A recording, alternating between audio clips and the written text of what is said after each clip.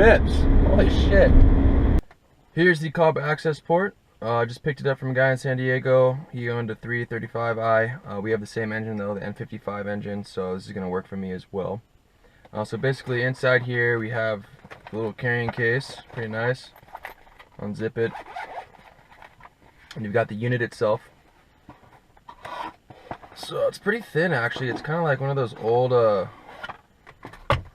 like PDA things. It's pretty thin.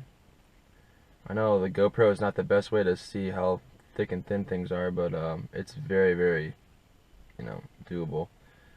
The whole back thing is actually a magnet too, so it like sticks to shit.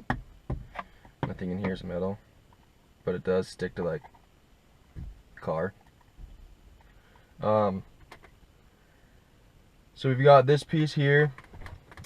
Also inside of here we have the Obd cable, and this plugs right into the Obd port, Obd2 port, I believe it's called. I'll show you where that is when we get going on the install. And then also it has a mini USB cable, so that connects to your computer when you need to update firmware for the Accessport itself, or if you want to get the car tuned, you can actually update and fiddle with maps on the computer, and then like add a tuner, and then load it onto your computer at home, or it just gives you some more accessibility. Accessories here, we've got another faceplate, blue faceplate. Keep it classy. We've got a mount for the thing itself, and then a little sticky 3M thing. I kind of lucked out. This guy didn't use any of this stuff. Didn't even use a sticker. Got a Cobb sticker. And then a little quick guide, and it says before you start, make sure you get the software installed in your computer so that you have the most access to the product when you get going with it. Alright, we're live. So first we're going to need the Obd connector and the unit itself. And I did go ahead and update all the firmware from the computer to make sure that this thing is updated. And I recommend you guys do that too before you get going, so that just everything's, you know, safe and updated and stuff like that. So what this is actually going to do is when I plug it in, the first thing it's going to do is going to recognize the car, and then it's going to basically copy whatever map or stock ECU is on the car right now before I tune it, so that if I need to come back to it, it's going to resort back to what's on the car right now. So if you guys don't know if your car's tuned, if you bought it used, go make sure that it's not tuned, that it is on a stock ECU flash, or else you're going to be reverting to a non-stock flash when you're changing back from a tune. So let's get into it. The Obd2 port is just left of the steering wheel, down a little bit, just underneath the trunk button. That's the Obd2 port. So that's the port we're going to be using. So this jack's just going to go right in there, out on the floor. Make sure that's in there nice and secure. Okay, feels good. We're going to turn the car into an on position, so I'm going to get the key in there. Keep the engine off though. What up, Steve? Alright, so car is on. Power cycle mode. Next thing I'm going to do is plug in. That's going to load up. Boom. I'm going to hit OK. Hope you guys can see this. And we're going to go ahead and install a map. So install there. Please confirm that your vehicle matches BMW N55. That's me. Aggressive or sport? I don't want to go too aggressive. Let's try the sport. So we're going to go sport map.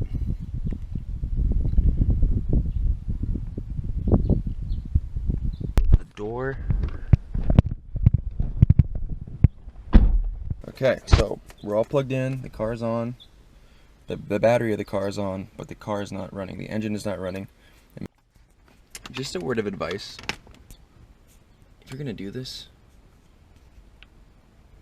don't do it in the sun, because if you're inside the car while you're doing it, you can't get out, you can't open the doors, and my head is just baking in the sun right now. I'm gonna have like a red face on one side.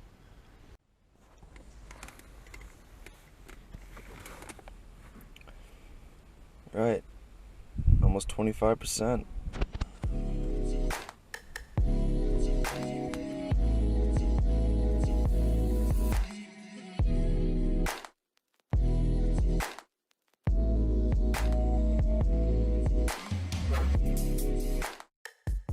So while I'm doing this, all these errors are coming up on the heads-up display and it's freaking me out, but they keep changing, so I'm thinking it's just cycling through everything. But it's saying like DSC malfunction. I don't even know what DSC is. It said transmission malfunction, car is inoperable. Kind of freaky, but hopefully everything works out here. I am like so scared this thing's just gonna like stop at like 99% and then stay there for like 20 minutes and my car is not gonna be able to drive for the rest of the day. This is my greatest fear right now. So, oh, we're at 98. 99! Oh shit. 100. Car's making noises. Right. Installation successful. Please turn ignition key to the off position for at least 15 seconds before starting. Sweet. It's 3 minutes, so we're gonna go ahead and start the car up now, and hopefully everything turns on. I was looking at this thing. It also came up with these gauges, performance, troubleshooting. Shit. Just dropped everything. I just dropped everything. Please be working.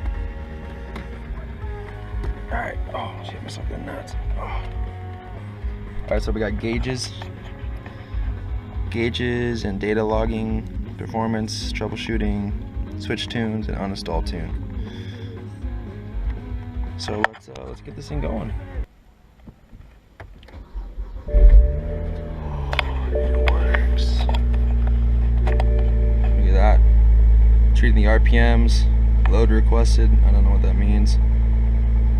Boost, oh no way, is that working? It does work.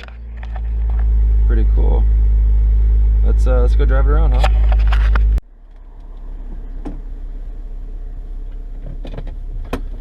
All right, we're ready to go. Let's hit it. S3 pulling out right now too. Oh, it's APR tune.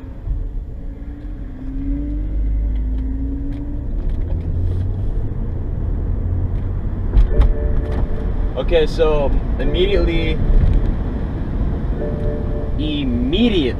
I can tell that my seatbelt's not on, but I can also tell that my car's throttle response is a lot quicker.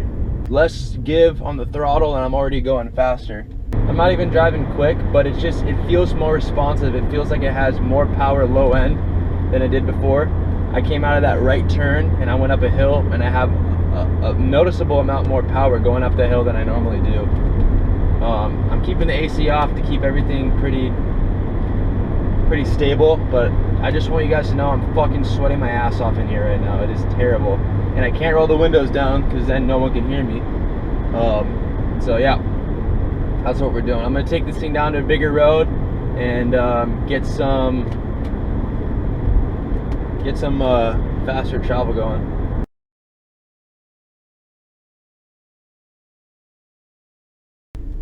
Alright, we're at a stoplight here. I'm gonna give a little bit of gas.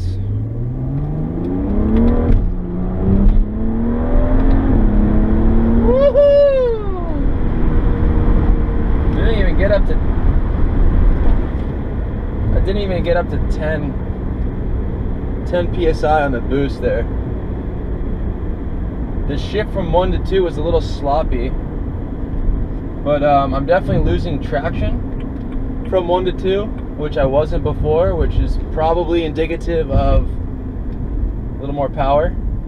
And I heard a little bit more of a blow off as I stepped off the gas. I'm gonna flip a quick U, nice donuts right there, and give it some more gas here.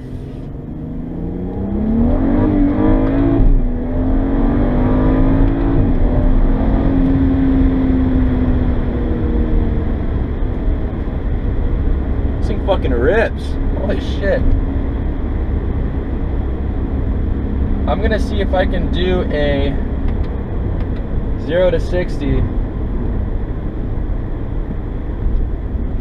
down here. All right, here we go. 0 to 60 test. Light test, not all out.